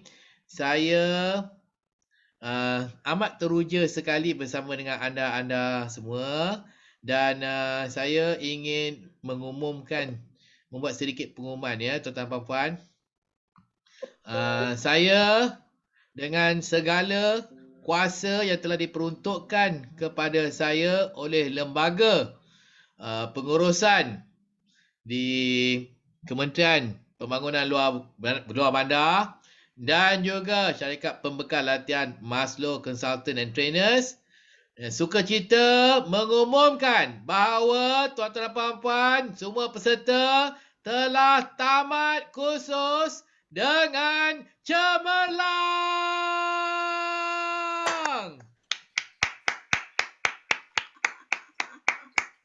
Jadi anda semua telah mendapat ijazah dan juga tauliah untuk menjadi pemimpin. Maka keluarlah anda. Bertebaranlah anda untuk menjadi pemimpin dan khalifah Allah di muka bumi ini. Tuan-tuan puan-puan, saya mengucapkan, saya juga turut mendoakan anda semua semoga dilindungi oleh Allah daripada segala bencana. Kita juga berdoa kepada Allah untuk menghapuskan dosa kita dan menjauhkan kita daripada azab api neraka, dan semoga kita di akhir nanti dikumpulkan dengan para syuhada di Jannatul. Ya, dan tuan-tuan puan-puan, panjang umur, murah rezeki, insya-Allah kita akan bertemu lagi. Sekian, wabillahi taufik wal hidayah. Assalamualaikum warahmatullahi taala wabarakatuh. Apabila saya membilang 1, 2, 3, sama-sama serentak kita jerit, dah habis. Ya, tak cerit pun sakit tekuk. Habis. Tunggulah Hafiz. Okey, bersedia. 1, Hafiz. 2, 3. Habis. Habis. Okey, ambil gambar. Habis dah. Ambil gambar. Okey, bye-bye semua. Semoga anda semua dirahmati Allah. Bye-bye. Bye-bye. Semoga anda semua dirahmati Allah ya. Bye. Bye. Terima kasih, Panjang Cik Azmi. umur, murah rezeki. Bye-bye. Terima kasih Rustia. Okey. Terima kasih. Terima kasih. Terima kasih. Okey. Okey, bye Puan Zuraida, bye Puan Asma, bye Puan Iza, bye-bye. Bye Cik Anwar. Bye Puan Sucira, bye-bye. Assalamualaikum. Terima kasih Cikgu. Waalaikumsalam warahmatullahi taala wabarakatuh. Puan Zuraida pun bye-bye.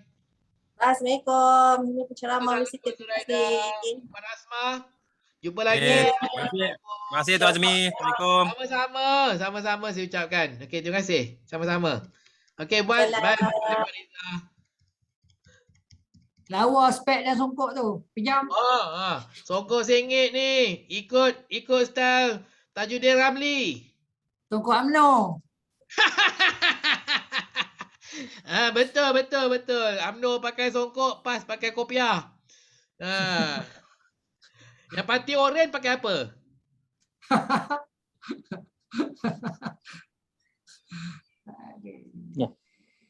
Okey, bye. Kita jumpa lagi ya. Terima kasih semua. Okey, Assalamualaikum. Jumpa lagi. Waalaikumsalam.